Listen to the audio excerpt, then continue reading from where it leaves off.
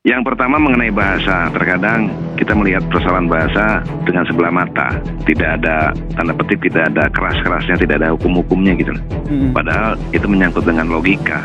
Jadi orang berbahasa itu selalu membawa 3 unsur. Niatnya, wujud niat berupa, kalau dalam hal ini berupa postingan, dan kemudian kesan atau respon yang muncul dari pembaca. Kalau melihat hal ini, saya melihat emang niat orang ini yang memposting memang dalam rangka memfitnah, jelas kok.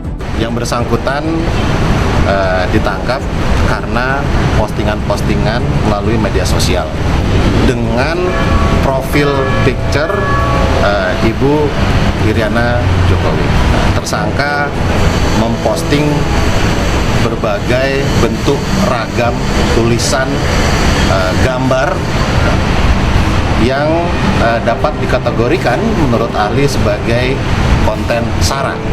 Sehingga dengan demikian kita menjerat dengan pasal Undang-Undang ITE, Undang-Undang Nomor 11 Tahun 2008, pasal 45, di mana menyebarkan berita yang mengandung unsur kebencian dan juga terkait dengan sara dengan ancaman hukuman 6 tahun penjara.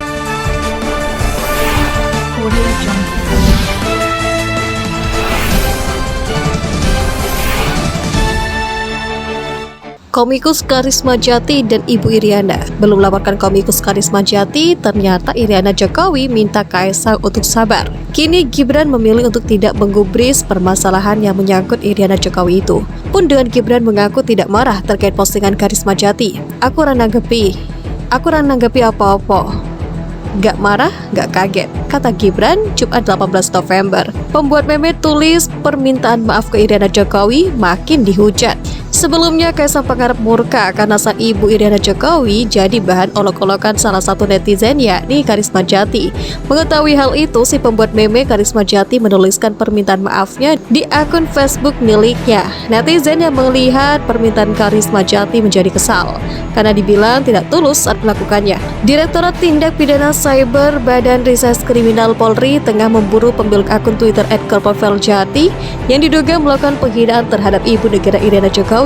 Polisi saat ini sedang menyelidiki identitas dari pemilik akun tersebut. Betul, sedang dicari. Kita sedang lidik identitas pelaku, ujar Direktur Tindak Pidana Cyber Barreskrim Polri, Brigjen Adi Vivit saat dimintai konfirmasi Jumat. Vivit menjelaskan pihaknya sudah menemukan unsur pidana dari unggahan @korpoveljati itu. Dugaan kuat penghinaan terhadap Ibu Iriana yang bermodalkan foto Ibu Iriana bersama istri Presiden Korsel menjadi yang kesekian kalinya tindakan kurang ajar yang mengarah kepada keluarga Joko Widodo, Presiden RI yang kita cintai dan banggakan.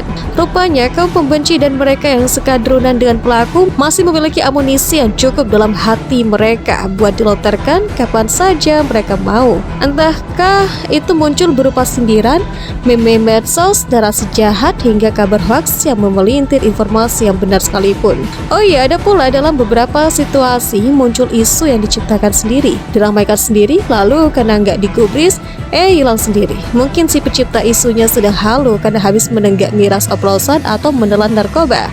Jadinya, sukar membedakan mana realitas kehidupan, mana yang hanya ilusi atau fiktif. Kaum penghina keluarga Jokowi itu bahkan seperti tak punya rasa malu yang mungkin disebabkan karena tumpulnya hati nurani berpadu dengan logika dan akal sehat yang ambiar, yang kata sebagian orang menjadi syarat bergabung ke sana.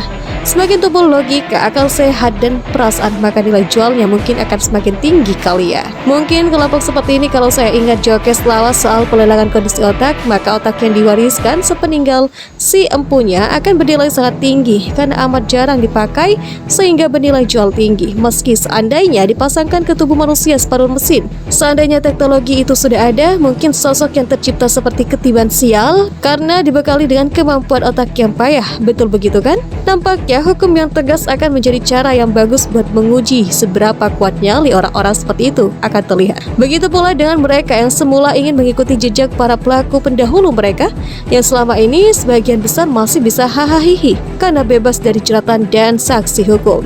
Bagaimana jika nanti diproses hukum lalu penjara penuh? Gak usah dipenjara sebetulnya, tapi dibuang saja ke lokasi terpencil lalu disuruh bekerja keras di bawah pengawasan yang ketat. Bila perlu, yang mengawasi juga petugas yang tegas, sangar, dan bisa kejam kalau diperlukan, biar efek jerahnya semakin terasa. Betul? Akan tetapi, mungkin karena pertimbangan tertentu termasuk rasanya ketidaksepakatan para elit di parlemen dan para petinggi Komnas HAM atau lembaga kemanusiaan lain, maka hukuman tegas, cepat, dan berat masih sukar terwujud sampai hari ini.